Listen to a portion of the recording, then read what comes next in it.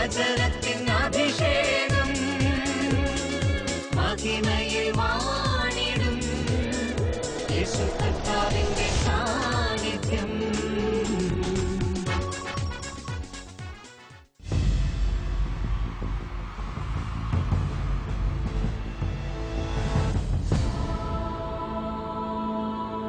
നിൻ വചനം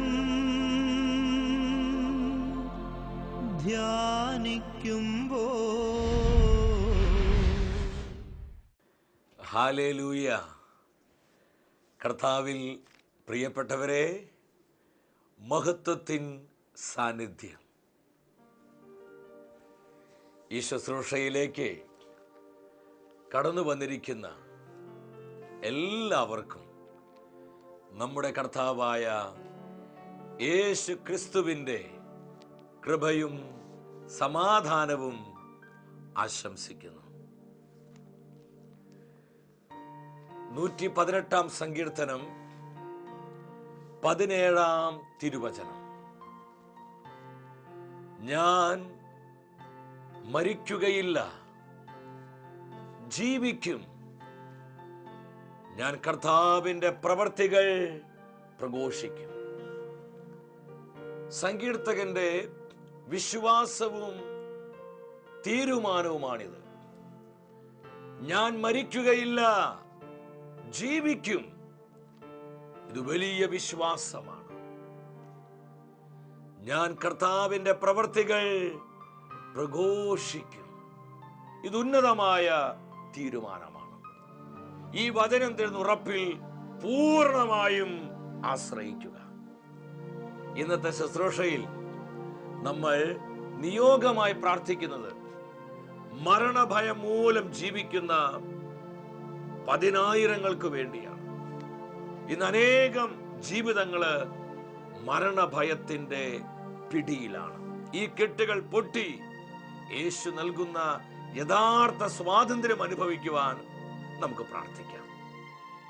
നമ്മുടെ ഹൃദയത്തിന്റെ സകല വേദനകളെയും നമ്മുടെ കുടുംബങ്ങളുടെ നിരവധിയായ ആവശ്യങ്ങളെയും നമ്മളെ അലട്ടുന്ന വ്യത്യസ്തങ്ങളായ പ്രശ്നങ്ങളെയും കർത്താവിൻ്റെ ഹൃദയത്തിലേക്ക് സമർപ്പിച്ച് നമ്മൾ ഒരുമിച്ച് പ്രാർത്ഥിക്കാൻ പോവാം. എല്ലാവരും ദൈവസന്നിധിയിൽ എഴുന്നേറ്റ് നിൽക്കുന്നു. എല്ലാവരും എഴുന്നേറ്റ് നിൽക്കുന്നു. വലതുകരം സ്വർഗത്തിലേക്ക് ഉയർത്തി പ്രാർത്ഥിക്കുക. ദൈവമായ കർത്താവേ, അങ്ങാണ് ഞങ്ങളുടെ ആയുസ്സിന്റെ ഉറപ്പ്. മരണഭയത്തിൽ നിന്ന് ഞങ്ങളെ വിമോചിപ്പിക്കണമേ. അത്ഭുതങ്ങളും അടയാളങ്ങളും ഞങ്ങൾക്ക് നൽകണമേ. രോഗശാന്തികൾ വെളിപ്പെടട്ടെ. ഹൃദയ തകർച്ചകൾ മാറട്ടെ.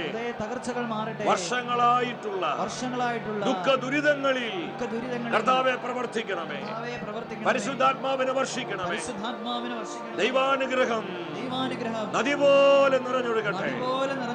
കൃപയുടെ സാന്നിധ്യം അഗ്നിയായി കത്തട്ടെ. ആയിരങ്ങളെ, പതിനായിരങ്ങളെ, ജനകോടികളെ കർത്താവേ കരമുയർത്തി അനുഗ്രഹിക്കണമേ. Hallelujah, hallelujah. കരങ്ങൾ അടിച്ച് പരിശുദ്ധാത്മാവിൽ നിറഞ്ഞ് ഒരു കുടുംബമായി പാടി പ്രാർത്ഥിക്കുക.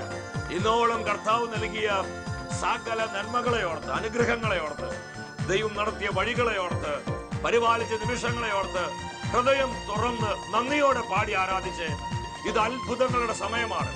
10,000ങ്ങളിലേക്ക് ദൈവത്തിന്റെ പരിശുദ്ധാത്മാവ് കാലഘട്ടത്തിന് അഭിഷേകമായി ഇറങ്ങി വരുന്ന സമയം. വിവിധങ്ങളായ ഭയങ്ങളിൽ നിന്ന് യേശു നമ്മെ വിമോചിപ്പിക്കുകയാണ്. കർത്താവെ പ്രവർത്തിക്കണമേ.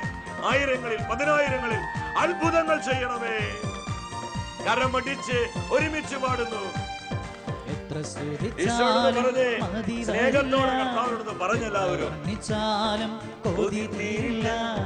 സ്വന്തം ജീവൻ തന്നെ വീണ്ടെടുത്തവൻ, തന്റെ മകനായ എന്നെ ഏറ്റവൻ. യേശുവേ, ഞാനതിൽ അഭിമാനിക്കുന്ന കർത്താവേ, എന്നെ രക്ഷിച്ചതിനായി, എന്നെ വീണ്ടെടുത്തതിനായി നന്ദി എന്നും ഉള്ളം തുള്ളി പാടിടും. നിന്റെ നാമം എന്നും എന്റെ നാവ് ഘോഷിക്കൂ.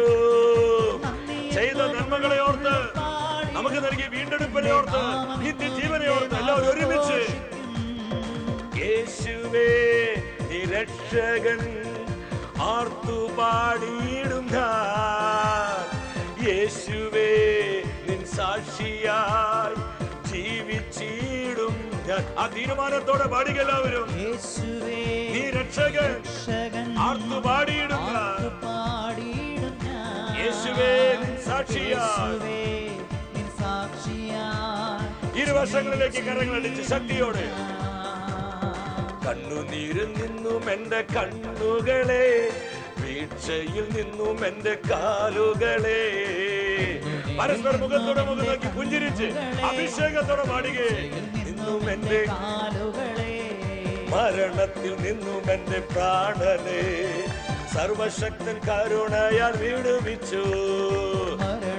ഹല്ലേലൂയ ഹല്ലേലൂയ ഹല്ലേലൂയ. കർത്താവേ പകരുക. യേശുവേ നീ രക്ഷകൻ ആർത്തുപാടിയിടും ഞാൻ. യേശുവേ നീ സാക്ഷിയാ ജീവിച്ചിടും ഞാൻ. ജീവിച്ചിടും ഞാൻ. സ്വരമുയർത്തി കർത്താവേ നിന്റെ സാക്ഷിയായി ജീവിച്ചിടും ഞാൻ. ഇരുകരങ്ങളും സ്വർഗത്തിലേറ്റി ഇടിമുഴക്കത്തിന്റെ ശക്തിയോടെ പെരുവെള്ളത്തിന്റെ ശബ്ദത്തോടെ കർത്താവായ യേശുവിന്റെ നാമം വിളിച്ച് സ്തുതിച്ചു പ്രാർത്ഥിക്കുന്നു. ഹല്ലേലൂയ ഹല്ലേലൂയ ഹല്ലേലൂയ. കർത്താവേ അത്ഭുതങ്ങളുടെ ദൈവമേ ഞങ്ങളിൽ പ്രവർത്തിക്കണമേ. സകല ഭയത്തിന്റെ കെട്ടുകളെ പൊട്ടിക്കണമേ. ഹല്ലേലൂയ ഹല്ലേലൂയ ഹല്ലേലൂയ.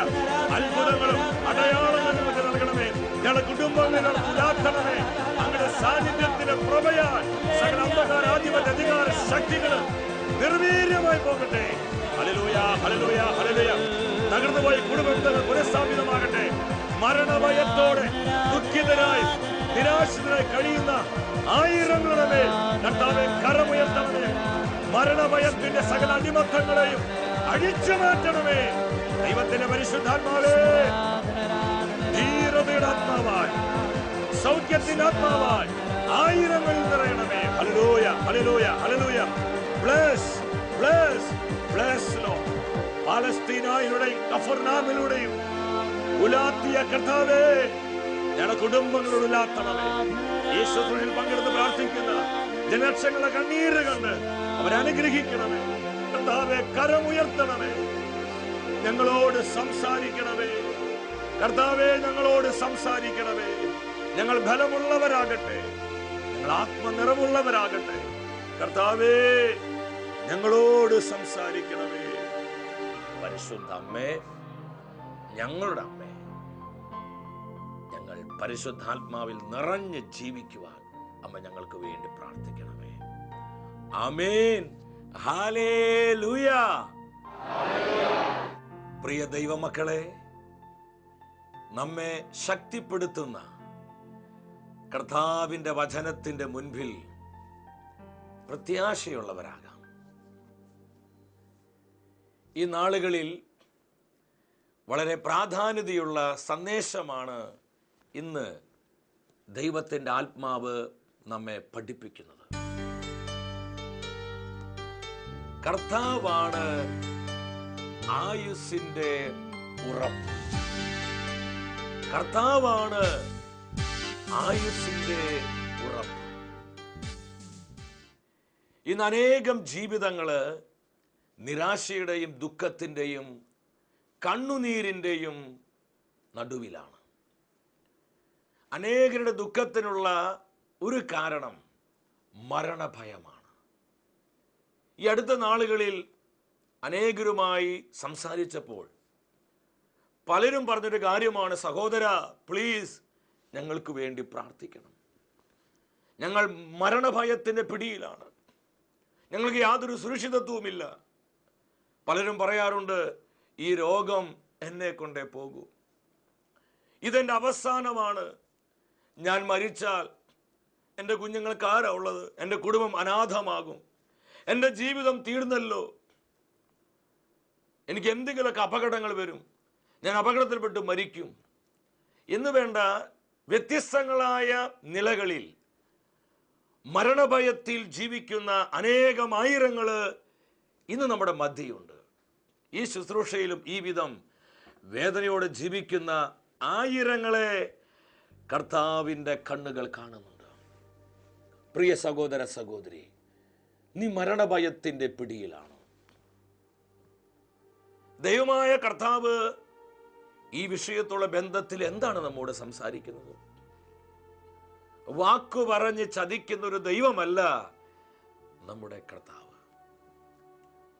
യെശയ്യാ പ്രവാചകന്റെ പുസ്തകം 33-ാം അധ്യായം 6-ാം തിരുവചനം, അവിടുന്നാണ് നിന്റെ ആയുസ്സിന്റെ ഉറപ്പ്, രക്ഷയുടെയും ജ്ഞാനത്തിന്റെയും അറിവിന്റെയും സമൃദ്ധി അവിടുന്ന് തന്നെ. അവിടുന്ന് നൽകുന്ന സമ്പത്ത് ദൈവഭക്തിയാണ്. ഈ വചനത്തിലൂടെ കർത്താവിന്റെ ആത്മാവ് എന്താണ് നമ്മോട് സംസാരിക്കുന്നത്? നമ്മുടെ ആയുസ്സിന്റെ ഉറപ്പ് ദൈവമായ കർത്താവാണ്. ഈ ലോകമല്ല, മെഡിക്കൽ സയൻസ് അല്ല, ഡോക്ടേഴ്സ് പറയുന്ന വാക്കുകളല്ല, നാട്ടുകാരുടെയും വീട്ടുകാരുടെയും ചിന്താഗതികളല്ല. ദൈവത്തിന്റെ തിരുവെഴുത്തിൽ വ്യക്തമായി പരിശുദ്ധാത്മാവ് എഴുതി വെച്ചു, നമ്മുടെ ആയുസ്സിന്റെ ഉറപ്പ് ദൈവമായ കർത്താവാണ്. ഇതൊരു വെളിപാടായി നമ്മുടെ ഹൃദയത്തിൽ പ്രകാശിച്ചാൽ മരണഭയം നമ്മളെ വിട്ടകലും.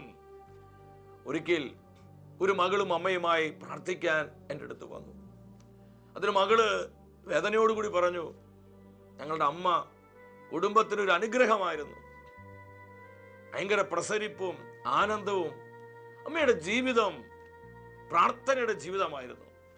എന്നാൽ ഈ 4-5 മാസങ്ങളായി അമ്മ അധികം സംസാരിക്കില്ല, അമ്മ എപ്പോഴും ദുഃഖിതയാണ്.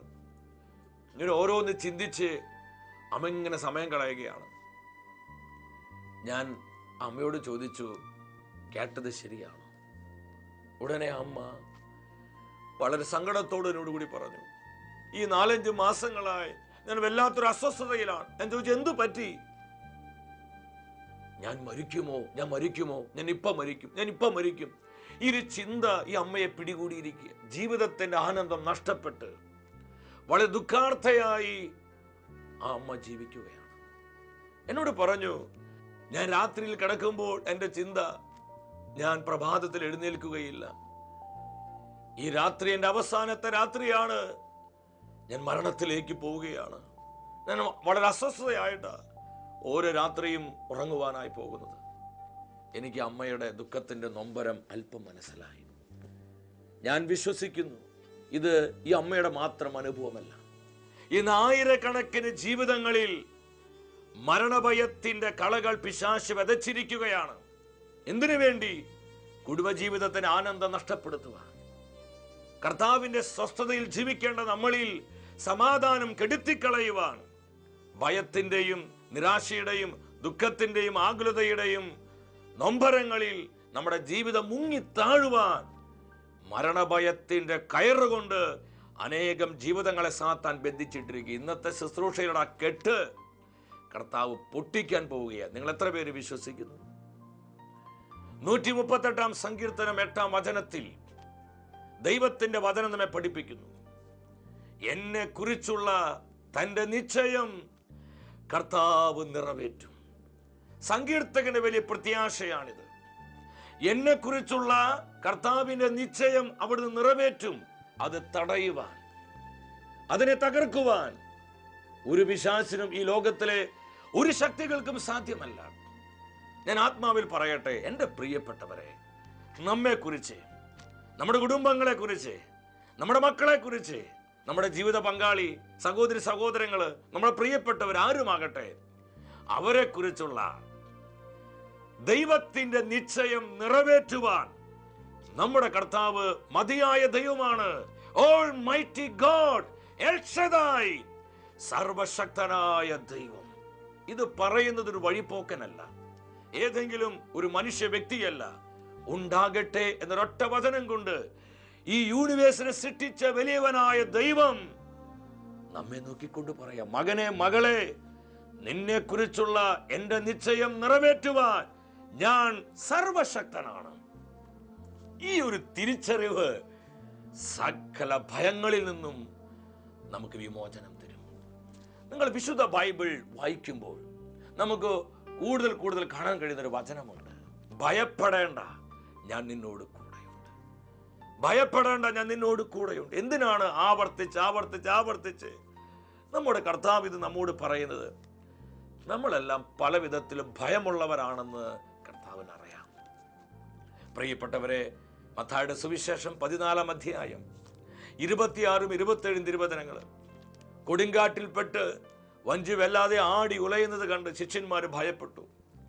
അവരെ മരണം മുന്നിൽ കണ്ടുകൊണ്ട് നിൽക്കുക. അവർ മരണഭയത്തിലാണ്. ഈ സമയത്താണ് വെള്ളത്തിന് മുകളിലൂടെ ഭൂതമാണ് വരുന്നത് കണ്ട് അവർ കൂടുതൽ ഭയചകിതരായി. തൻ്റെ പ്രിയപ്പെട്ടവരുടെ മാനസിക അവസ്ഥ കർത്താവ് മനസ്സിലാക്കി.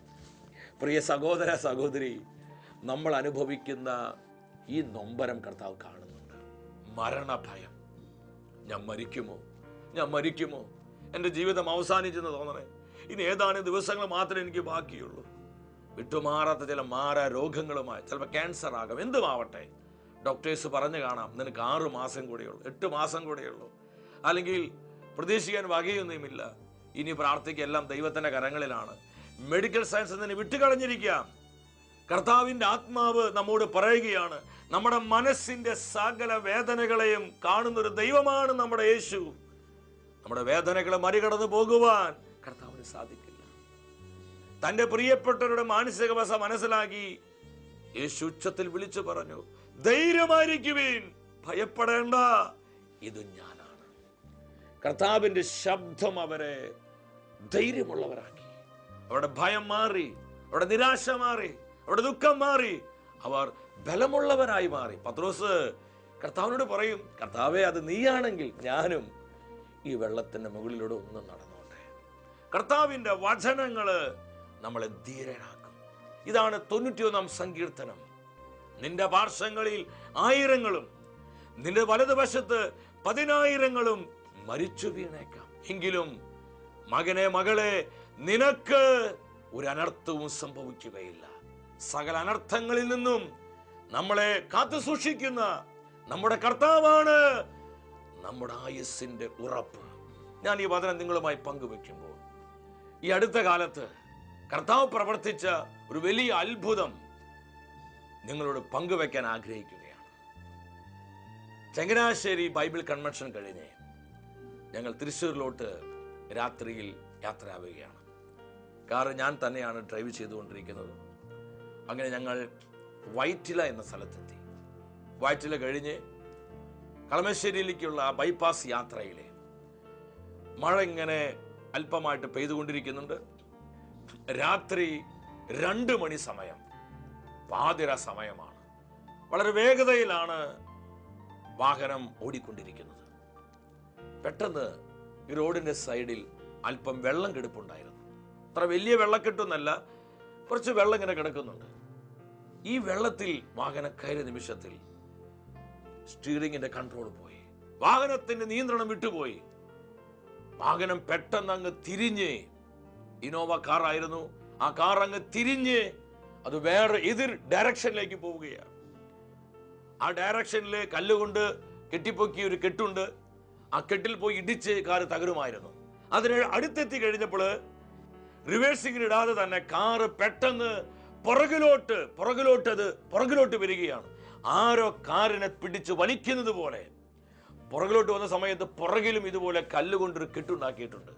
അതിന്മേൽ വണ്ടി ഇടിക്കാതിരിക്കാൻ ഏണും കോണുമായി റോഡിൽ മധ്യഭാഗത്ത് ഈ വണ്ടി ഇങ്ങനെ ആരെ പിടിച്ച് നിർത്തിയതുപോലെ വണ്ടി നിൽക്കുകയാണ്. 100-120 കിലോമീറ്റർ സ്പീഡിലാണ് വണ്ടി വന്നുകൊണ്ടിരുന്നത്. പ്രിയപ്പെട്ടവരെ, അത് നാഷണൽ ഹൈവേ ആണ്. ഇഷ്ടംപോലെ വണ്ടികൾ ഇങ്ങനെ പാസ് ചെയ്തു പോകുന്ന സമയം. കർത്താവിന് മഹത്വം ഉണ്ടാവട്ടെ. എന്നാൽ ആ നിമിഷത്തിൽ ഒരൊറ്റ വണ്ടി പോലും വരാതെ അതിന് തൊട്ട് നിമിഷം മുൻപ് അനേകം വണ്ടികൾ ഞങ്ങളുടെ മുൻപിലായിട്ട് ഇങ്ങനെ പോയിക്കൊണ്ടിരിക്കുകയാണ്. ഈ അപകട സമയത്ത് വണ്ടി പെട്ടെന്ന് നിയന്ത്രണം വിട്ട് ഹൈവേയിൽ ഇതുപോലെ വട്ടം തിരിഞ്ഞ് കളിച്ചുകൊണ്ടിരിക്കുന്ന സമയത്ത് ഒരു വണ്ടി പോലും എതിർ ദിശയിൽ നിന്ന് വരാതെ, 2 ദിശയിൽ നിന്ന് വരാതെ ദൈവമായ കർത്താവ് തന്റെ സംരക്ഷകരെ കരം നീട്ടി ഞങ്ങളെ എല്ലാം സുരക്ഷിതരായി കാത്തു സൂക്ഷിച്ചു. എന്റെ സഹോദര സഹോദരി, അറിയാതെ ഹൃദയം നിറഞ്ഞ് പാടിപ്പോയി. മരണത്തിൽ നിന്നും എൻ്റെ പ്രാണനെ സർവശക്തൻ കരുണയാൽ വിടുവിച്ചു. മരണത്തിൽ നിന്നും എൻ്റെ പ്രാണനെ സർവശക്തൻ കരുണയാൽ വിടുവിച്ചു. ഈ സമയത്ത് ഞങ്ങളെ തൊട്ടു പുറകെ നിന്ന് മറ്റൊരു വാഹനം വന്ന് കൂട്ടയിടി നടക്കും. ഹൈവേ ആണ്, ഇഷ്ടംപോലെ വാഹനങ്ങൾ വരുന്ന സമയമാണ്. ഇടി നടന്നിരുന്നുവെങ്കിൽ അത് വലിയൊരു അപകടമായി, ഒരു ദുരന്തമായി മാറിയാണ്. എന്നാൽ ഒരു വാഹനം പോലും വരാതെ കർത്താവിന്റെ കരം അതിനെ നിയന്ത്രിക്കുകയാണ്. ഈ വലിയ അപകടത്തിൽ നിന്ന് ഞങ്ങൾ സംരക്ഷിക്കപ്പെട്ടപ്പോൾ പെട്ടെന്ന് ദൈവത്തിന്റെ പരിശുദ്ധാത്മാവ് എൻ്റെ ഹൃദയത്തിൽ പ്രകാശിപ്പിച്ചു, കർത്താവാണ് നമ്മുടെ ആയുസ്സിന്റെ ഉറപ്പ്. നമ്മുടെ ആയുസ്സിന്റെ ഉറപ്പ്, നമ്മളെ കുറിച്ചുള്ള നിശ്ചയം കർത്താവ് നിറവേറ്റും. അത് നിറവേറ്റാതെ നമ്മൾ ആരും ഈ ലോകം വിട്ട് നമ്മുടെ നിത്യഭവനത്തിലേക്ക് യാത്രയാവുകയില്ല. എൻ്റെ സഹോദര സഹോദരി, നീ എന്തിനാണ് ഭാരപ്പെടുന്നത്? നിന്റെ പാർശ്വങ്ങളിൽ 1000-ങ്ങളും നിന്റെ വലതുവശത്ത് 10,000-ങ്ങളും മരിച്ചു വീണാലും നിനക്കൊരു അനർത്ഥവും സംഭവിക്കുകയില്ല. കാരണം നീ കർത്താവിന്റെ സാന്നിധ്യത്തിന്റെ മറവിൽ അവിടുന്ന് ഒളിപ്പിച്ചിരിക്കുക. 31-ാം സങ്കീർത്തനം 20-ാമത്തെ വചനം അതാ നമ്മെ പഠിപ്പിക്കുന്നത്. അവിടുന്ന് തന്റെ സാന്നിധ്യത്തിന് മറവിൽ എന്നെ ഒളിപ്പിച്ചിരിക്കുന്നു. ദൈവ സാന്നിധ്യത്തിന് വലിയൊരു പൊതിച്ചൽ നമുക്ക് ചുറ്റുമുണ്ട്. നമുക്ക് കാണുവാൻ കഴിയാത്ത അദൃശ്യമായ ദൈവ തേജസ്സിന്റെ ഒരു വേലി നമുക്ക് ചുറ്റും കർത്താവ് കെട്ടിയിട്ടുണ്ട്. ആ വേലി ഭേദിക്കുവാൻ ഒരു നാരിക ശക്തിക്കും സാധിക്കില്ല, ഒരു മാറാ രോഗത്തിനും സാധിക്കില്ല, ഈ ലോകത്തിലെ ഒരു തിന്മയ്ക്കും സാധ്യമല്ല. കാരണം അത് കർത്താവാണ് നമുക്ക് ചുറ്റും കെട്ടിയിരിക്കുന്നത്. നമ്മൾ ആ വേലിക്കകത്താണ്. എന്തുമാത്രം അപകടങ്ങളിലൂടെ, എന്തുമാത്രം തകർച്ചകളിലൂടെ, മരണത്തിന്റെ കണ്ണുനീരിന്റെ താഴ്വരയിലൂടെ നമ്മൾ കടന്നുപോയി. എന്നാൽ നമ്മൾ മുങ്ങിപ്പോകുവാൻ, നമ്മൾ തകർന്നു പോകുവാൻ കർത്താവ് ഇന്നോളം അനുവദിച്ചിട്ടില്ല. എന്താ ഇതിന്റെ കാര്യം? അവിടുന്ന് നമ്മെ തന്റെ സാന്നിധ്യത്തിന് മറവിൽ ഒളിപ്പിച്ചിരിക്കുന്നു. ഈ വചനം നിങ്ങളുമായി പങ്കുവെക്കുമ്പോൾ മറ്റൊരു സംഭവം എൻ്റെ മനസ്സിലോട്ട് കടന്നു വരികയാണ്. ഒരു മിഷണറി പറഞ്ഞ അനുഭവം. അദ്ദേഹം കർത്താവിന്റെ സുവിശേഷമായി രാജസ്ഥാനിലേക്ക് പോയി. താൻ ശുശ്രൂഷ ചെയ്ത് രാത്രി ഉറങ്ങുവാൻ കടന്നു വന്നു. അത് ബ്രിട്ടീഷുകാരുടെ കാലത്ത് പണിത ഒരു പഴയ കെട്ടിടമായിരുന്നു. നല്ല സൗകര്യങ്ങളുള്ള കെട്ടിടമാണ്, പക്ഷെ ബിൽഡിങ്ങിനെ കുറിച്ച് പഴക്കമുണ്ടെന്ന് മാത്രം. അദ്ദേഹം പ്രാർത്ഥിച്ചു കഴിഞ്ഞ് ഉറങ്ങുവാനായി കിടന്നു. അല്പം കഴിഞ്ഞപ്പോൾ അതിശക്തമായി അദ്ദേഹത്തിന്റെ ഹൃദയത്തെ കർത്താവ് തൊട്ടുണർത്തി. അദ്ദേഹം ഒരു മൃദുവായ ശബ്ദം കേട്ടു, നീ എഴുന്നേൽക്കുക, നീ ടോയ്ലറ്റിലോട്ട് പോവുക. അദ്ദേഹം ചിന്തിച്ച്, ഞാൻ എന്തിനിപ്പോൾ എഴുന്നേൽക്കണേ? എനിക്കിപ്പോൾ ടോയ്ലറ്റിൽ പോകേണ്ട ആവശ്യമൊന്നുമില്ലല്ലോ. പക്ഷെ വീണ്ടും അദ്ദേഹത്തെ ആരോ ഫോഴ്സ് ചെയ്യാണ്, നിർബന്ധിക്കുകയാണ്. മൈ സൺ, എൻ്റെ മകനെ, നീ എഴുന്നേൽക്കുക, നീ എഴുന്നേൽക്കുക, നീ ടോയ്ലറ്റിലോട്ട് പോവുക. അദ്ദേഹത്തിന് മനസ്സിലായി ഇത് കർത്താവിന്റെ ശബ്ദമാണ്. അദ്ദേഹം ആ ബെഡിൽ നിന്ന് എഴുന്നേറ്റ് ടോയ്ലറ്റിലേക്ക് പോകുവാൻ 2 അടി മുന്നോട്ട് വെച്ച നിമിഷത്തിൽ അദ്ദേഹം ബെഡിൽ കിടക്കുന്നതിന് തൊട്ടു മുകളിൽ വളരെ പഴക്കമുള്ള ഒരു വലിയ ഫാനുണ്ട്. ഇപ്പോഴത്തെ പുതിയ ഫാനൊന്നല്ല, വളരെ പഴക്കമുള്ളത്. അതിന് ഓരോ ലീഫും അതുപോലത്തെ വീതിയും നീളവുമാണ്. ഭയങ്കരമായ ശബ്ദത്തോടെ അതിങ്ങനെ കറങ്ങിക്കൊണ്ടിരിക്കുക. വളരെ പഴക്കമുള്ള ഒരു ഫാൻ. ആ ഫാൻ പൊട്ടിച്ചാടി ഈ ബെഡിലേക്ക് വീഴുകയാണ്. അദ്ദേഹം ആ ബെഡിൽ കിടന്നിരുന്നുവെങ്കിൽ അദ്ദേഹത്തിന്റെ ദേഹത്ത് ഈ ഫാൻ വന്ന് വീണ് അദ്ദേഹത്തിന്റെ നെഞ്ചിന്റെ കൂട് തകർന്ന് തത്സമയം ആ ദൈവദാസൻ അവിടെ മരിച്ചു പോകുമായിരുന്നു. എന്നാൽ കർത്താവിന് തന്റെ ജ്ഞാനത്തിൽ കണ്ടുകൊണ്ട് തന്റെ ദാസനെ സംരക്ഷിക്കുകയാണ്. ഒരു അന്ധകാര ശക്തികൾക്ക് വിട്ടുകൊടുക്കാതെ കർത്താവിന്റെ ദാസന്മാരുടെ നാശം കാണാൻ ആഗ്രഹിക്കുന്ന പൈശാചിക ശക്തികളുടെ മേൽ കർത്താവിന്റെ കരമുയർന്നു. കർത്താവ് പറഞ്ഞു, നീ എഴുന്നേറ്റ് ജസ്റ്റ് ടോയ്ലറ്റിലോട്ടൊന്ന് പോവുക. അത്ഭുതകരമായി ദൈവം തന്റെ ദാസനെ സംരക്ഷിച്ചു. ഈ മിഷണറി അനുഭവം പറയുന്നത് കേട്ടപ്പോൾ അറിയാതെ എൻ്റെ ഹൃദയം നിറഞ്ഞു. എൻ്റെ സഹോദര സഹോദരി, ഇത് നമ്മുടെ അനുഭവങ്ങളല്ലേ? എന്തുമാത്രം അപകടങ്ങളിൽ നിന്ന്, എന്തുമാത്രം ദുരിതങ്ങളിൽ നിന്ന് എന്തുമാത്രം നമ്മൾ മരിച്ചു പോകുമെന്നുള്ള അവസ്ഥയിൽ നിന്ന് പോലും കർത്താവ് കരം പിടിച്ചുയർത്തിയ അനേകം ജീവിതങ്ങള് ഇതിന്റെ അകത്തിരിപ്പുണ്ട്. ഈ ശുശ്രൂഷയിലും പങ്കെടുത്ത് പ്രാർത്ഥിക്കുന്നുണ്ട്. എന്താ ഇതിന്റെ കാരണം? പരിശുദ്ധാത്മ പറയുകയാണ്, കർത്താവാണ് ആയുസ്സിന്റെ ഉറപ്പ്. 102-ാം സങ്കീർത്തനം 24-ാമത്തെ വചനം. നമ്മൾ എന്നും പ്രാർത്ഥിക്കണം, എന്നും പ്രാർത്ഥിക്കണം. അവിടെ സങ്കീർത്തകൻ ഹൃദയനുറുക്കത്തോടെ കർത്താവിനോട് പറയുകയാണ്, സംവത്സരങ്ങൾക്ക് അറുതിയില്ലാത്ത എൻ്റെ ദൈവമായ കർത്താവേ, എൻ്റെ ആയുസ്സിന്റെ മധ്യേ വെച്ച് എന്നെ എടുക്കരുതേ. സംവത്സരങ്ങൾക്ക് അറുതിയില്ലാത്ത എൻ്റെ കർത്താവേ, എൻ്റെ ആയുസ്സിന്റെ മധ്യേ വെച്ച് അവിടുന്ന് എന്നെ എടുക്കരുതേ.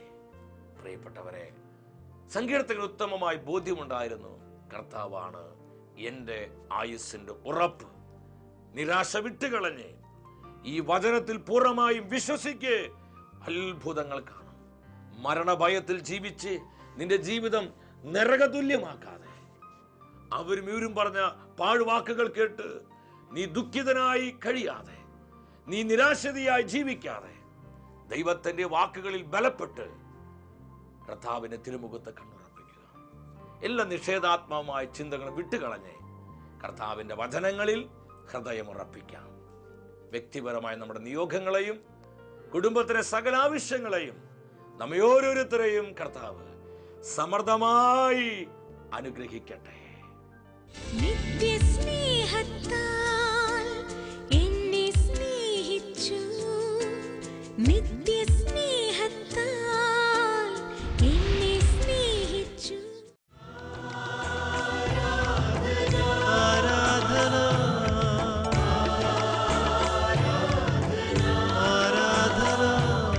മഹത്വപൂർണനായ കർത്താവേ, പരിശുദ്ധ കുർബാനയായി ഞങ്ങളുടെ മധ്യേ കടന്നു വന്നിരിക്കുന്ന സാന്നിധ്യത്തെ ഓർത്ത് ഞങ്ങൾ അങ്ങേ സ്തുതിക്കുകയാണ്.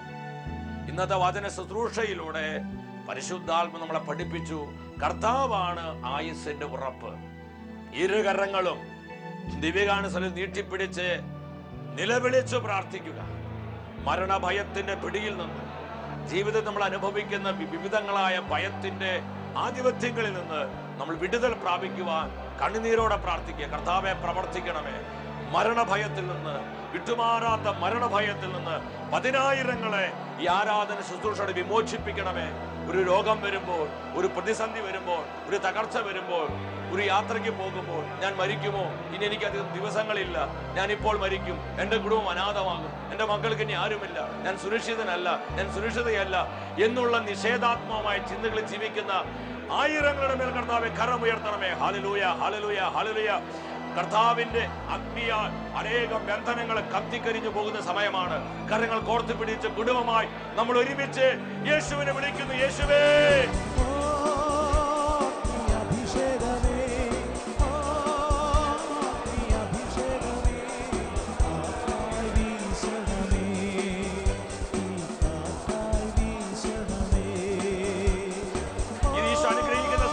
കർത്താവ് നൽകുന്ന സൗഖ്യവും വിടുതലും അനുഗ്രഹവും അഭിഷേകവും സ്നേഹത്തോടെ സ്വീകരിച്ച് നന്ദി പറഞ്ഞ കർത്താവിനെ സ്തുതിക്കുന്നു. ഹല്ലേലൂയ, ഹല്ലേലൂയ, ഹല്ലേലൂയ.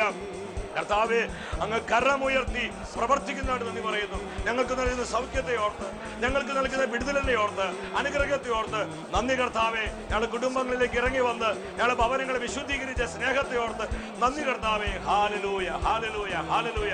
യേശുവേ നന്ദി, യേശുവേ സ്തുതി, യേശുവേ ആരാധന. അടുത്ത ആഴ്ചയിൽ ദൈവവചനത്തിൽ നമ്മൾ ധ്യാനിക്കുന്നത് ശുദ്ധീകരണ ആത്മാക്കളും നമ്മളും. ഈ ശുശ്രൂഷയിലേക്ക് പ്രാർത്ഥിച്ചൊരുങ്ങി എല്ലാവരും കടന്നു.